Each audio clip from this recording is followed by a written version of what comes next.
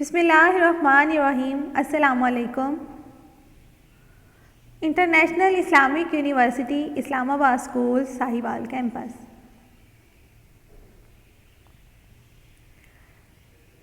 ये हमारा उर्दू जमात पंजुम का लेक्चर नंबर 1 है।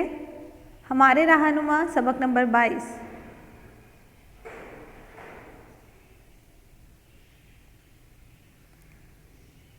सबक की पढ़ाई शुरू करने से पहले आपके पास इल्म अदब, उर्दू जमात का काम की कॉपी और इमदादी अशिया, पेंसिल, रबड़, शार्पनर और पैमाने का होना ज़रूरी है। सबक को आप लोग पहले ख़ुद से पढ़ें और जो मुश्किल अल्फाज लगे उनको ख़त कशीद कर लें। ठीक है, वीडियो को रोकें आप पहले और उसके बाद आप ख़ुद सबक की पढ़ाई करें। जो आपको अल्फाज मुश्किल लगे उनको ख़त कशीद कर लें। उसके बाद आप वीडियो को दोबारा चलाएँ और मौलिमा के साथ साथ पढ़ाई करें। इल्म अदब सफ़ा 75 खोलना है आपने। उर्दू की जमात का काम की कॉपी पर दिन लिखना है, तारीख़ लिखनी है और उन्वान लिखना है। उसके बाद आपने क्या करना है, उन्वान लिख लेना है। उन्वान क्या है? हमारे रहनुमा। उसके बाद आपने सब कॉपी के दरमियान में लेड पेंसिल, कच्ची पेंसिल से लाइन लगानी है। आखिर में हाशिया लगाना है और लिखना है अल्फाज मायनी।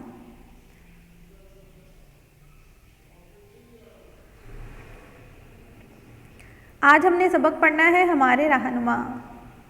पता है किसी को रहनुमा क्या होता है? कौन होता है रहनुमा? रहनुमा क्या होता है? हमारे अजीम रहनुमा कौन कौन से हैं? पता है किसी को? हाँ जी, रहनुमा का मतलब होता है रास्ता दिखाने वाला, जो आपको रास्ता दिखाए, कोई बात बताए। ठीक है, वो क्या होता है? रहनुमा होता है। और हमारे अजीम रहनुमा कौन है? ठीक है, हमारे सबसे अजीम रहनुमा कौन है?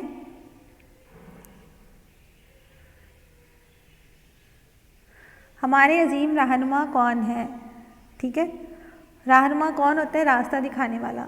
रहनुमा जो है वो हमारे प्यारे नबी सल्लल्लाहु अलैहि वसल्लम जो है वो भी हमारे रहनुमा हैं। ठीक है, लेकिन इसके अलावा जो हम सबक के हवाले से पढ़ेंगे वो क्या है? हमारे अजीम रहनुमा कौन है?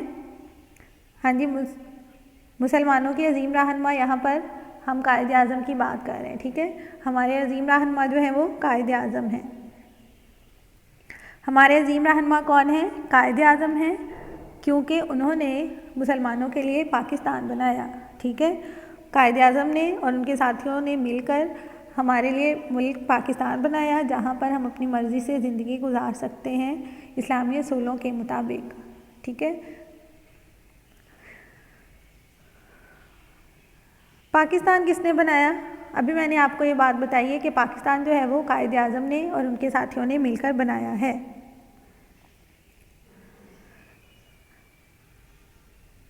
कायद आज़म के जो बाकी साथी थे उन्होंने भी पाकिस्तान बनाने में उनका भरपूर साथ दिया है।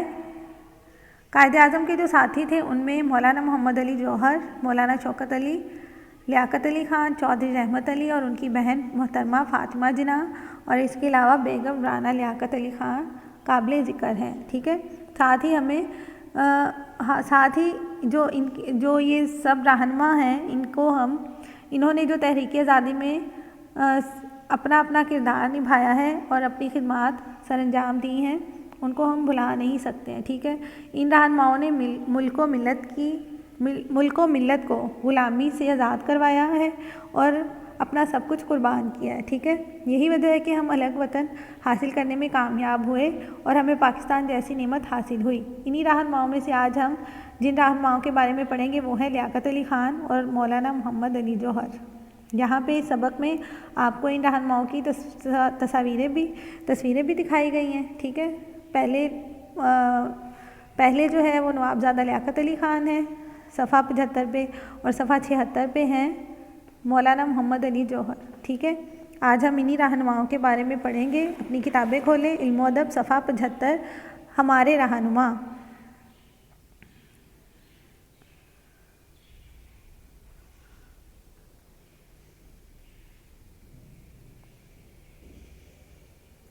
हाँ जी, हमारे रहनुमा हमने पढ़ना है। साथ में आपने अपनी कॉपी भी तैयार करके रखनी है। उसके ऊपर जमात का काम, उसके ऊपर आपने नाम तारीख़ लिखनी है, दिन लिखना है, उन्वान लिखना है और अल्फाज मायनी के लिए लाइन लगानी है। साथ साथ हमने अल्फाज मायनी भी लिखने हैं, ठीक है। रहनुमा, रहनुमा का मायनी मैंने अभी आपको बताया है, रास्ता दिखाने वाला, रहबर। लियाकत अली ख़ान, नवाबज़ादा लियाकत अली ख़ान 1 अक्टूबर 1895 को पैदा हुए। आपके वालिद का नाम नवाब रुस्तम अली ख़ान था, ठीक है। अब नवाब लियाकत अली ख़ान कब पैदा हुए?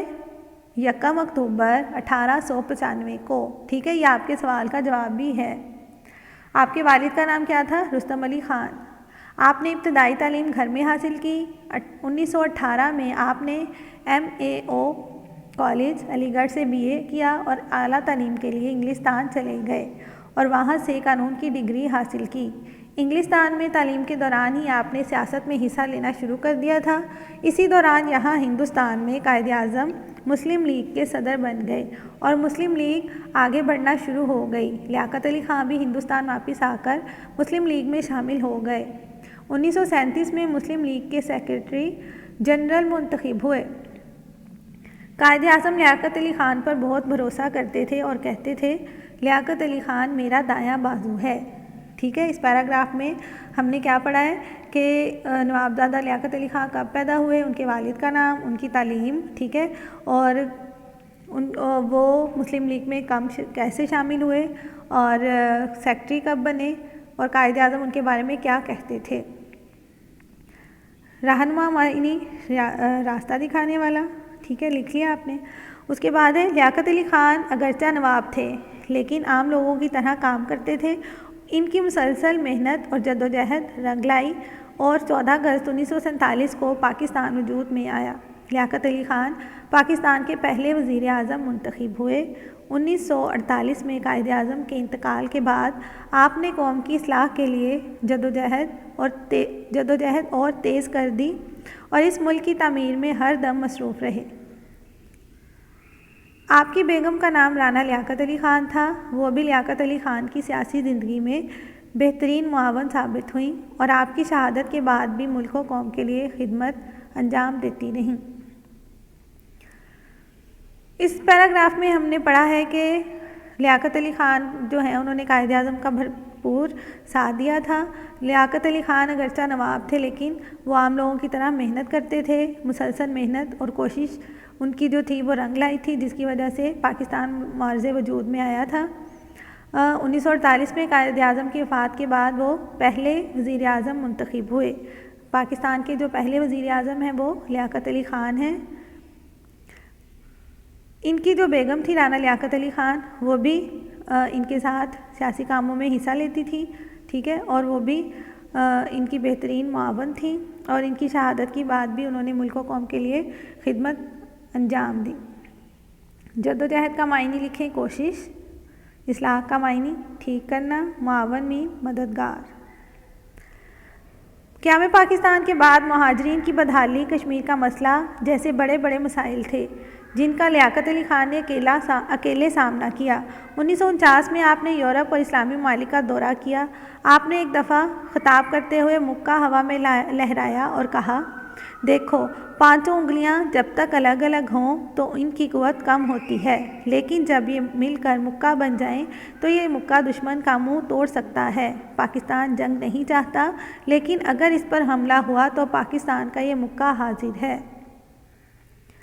उन्होंने ख़िताब में ये अल्फाज कहे थे, ठीक है, और उसके अलावा जो वज़ीर आज़म पहले वही थे तो उनके सामने बहुत से मसाइल थे और उनमें से जो अहम थे वो था पाकिस्तान के बाद महाजरीन की बदहाली, कश्मीर का मसला जैसे बड़े बड़े मसाइल उनके सामने थे। 16 अक्टूबर 1951 को रावलपिंडी में एक जलसा आम से आपको ख़िताब करना था। अभी आपने तकरीर का आगाज़ ही किया था कि एक सख्त दिल इंसान की गोलियों ने आपको शहीद कर दिया। आपकी मैयत को कराची लाकर कायद-ए-आज़म के पहलू में दफन किया गया। लियाकत अली ख़ान अपनी ज़िंदगी में कायदे मिल्लत के लक़ब से मशहूर हुए और शहादत के बाद शहीद मिल्लत के नाम से पुकारे जाने लगे।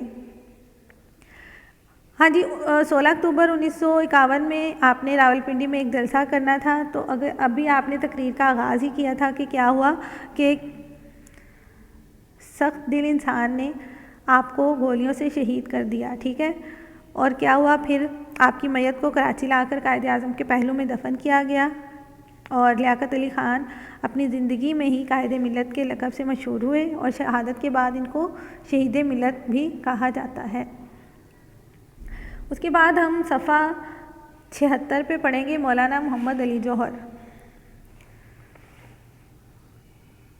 आप साथ साथ अल्फाज के मायने भी लिखते जाएं। बदहाली, बुरे हाल में होना, कुव्वत, ताकत, लक़ब वो नाम जो किसी ख़ास वजह से पड़ जाए।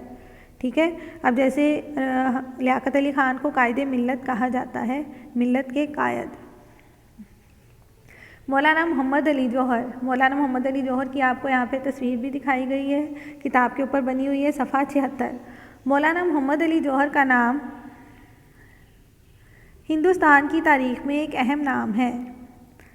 आप एक बेहतरीन सहाफ़ी, शायर और अजीम रहनुमा थे। आज़ादी की जद्दोजहद में इनकी खिदमात को भुलाया नहीं जा सकता। मौलाना मोहम्मद अली जौहर 10 दिसंबर 1878 को रामपुर में पैदा हुए। मौलाना मोहम्मद अली जौहर कब पैदा हुए? 10 दिसंबर 1878 को रामपुर में पैदा हुए। आपका ताल्लुक़ अफ़गानिस्तान के यूसुफ़ज़ई कबीले से था। आपके वालिद का इंतकाल बचपन में ही हो गया था, जिसकी वजह से आपकी परवरिश की ज़िम्मेदारी आपकी वालदा पर आ गई। आपकी वालदा का नाम आबादी बेगम था। आपकी वालदा का नाम क्या था? आबादी बेगम। उन्होंने अपने दोनों बेटों मोहम्मद अली और शौकत अली की परवरिश करके इन्हें इस लायक बनाया कि दोनों भाई आज़ादी की तहरीक में अली बरादरान के नाम से मशहूर हुए। दोनों भाई जो थे वो आज़ादी की तहरीक में किस नाम से मशहूर हुए? अली बरादरान। आबादी बेगम बाद में बी अम्मा के नाम से मशहूर हुई। मौलाना मोहम्मद अली जौहर ने अपने ही वतन में दारुल उलूम देवबंद से तालीम हासिल की। बाद में अलीगढ़ कॉलेज से डिग्री लेने के बाद आप आला तालीम के लिए इंग्लिस्तान चले गए। अब यहाँ पे हमें मौलाना मोहम्मद अली जौहर के बारे में बताया गया है, उनकी वालदा के बारे में बताया गया है, उनके भाई के बारे में बताया गया है कि उन्होंने भी तहरीक आज़ादी में हिस्सा लिया था। मौलाना मोहम्मद अली जौहर ने मुल्क और मिल्लत को ग़ुलामी से आज़ाद कराने के लिए अपना सब कुछ कुर्बान कर दिया। आप इसके साथ साथ अल्फाज मायने भी लिखते जाएं। ठीक है। सहाफ़ी का मायने क्या होता है? ख़बरें तलाश करने वाला। रहनुमा, अजीम रहनुमा। रहनुमा का मायने मैंने पहले आपको बता दिया, रास्ता दिखाने वाला। मिल्लत, कौम। मुंतखिब, चुनना, इंतखाब करना। मुनज़्ज़िम, वो चीज़ जो इंतज़ाम के साथ हो।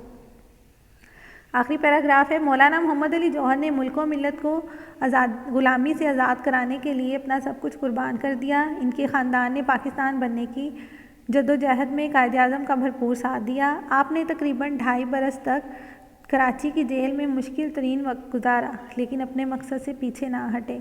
अपने मकसद को हासिल करने के लिए उन्होंने कलकत्ता से एक अंग्रेज़ी अखबार कॉमरेड और उर्दू अखबार हमदर्द निकाला। ठीक है। अंग्रेज़ी में उन्होंने एक अखबार निकाला, उसका नाम था कॉमरेड, और उर्दू अखबार हमदर्द निकाला।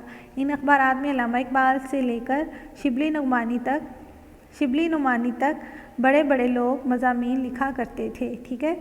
इन्होंने जो अखबार निकाले थे वो एक अंग्रेज़ी में था और एक उर्दू में था। तो उस दौर के जितने भी शायर थे, सहाफ़ी थे और जितने भी रहनुमा थे उस वक्त के, कायदे अल्लामा इकबाल से लेकर, ठीक है, शिबली नुमानी तक जितने भी थे सहाफ़ी, शायर, रहनुमा, मुसन्निफ़, उन्होंने इनमें मज़ामीन लिखे थे। इस सबक में हमने क्या सीखा है, बताएंगे कोई? इस सबक में हमने सीखा है कि नवाबज़ादा लियाकत अली ख़ान और मौलाना मोहम्मद अली जौहर जो थे, उन्होंने मुसलमानों के हकूक़ के लिए बहुत कोशिशें की। ये मुसलमानों के अजीम रहनुमा और मुसलमानों के खैर ख्वाह थे। इस सबक में जो नए अल्फाज दिए गए हैं आपको, आपने इनको याद करना है और अपनी घर का काम की कॉपी पर लिखना है।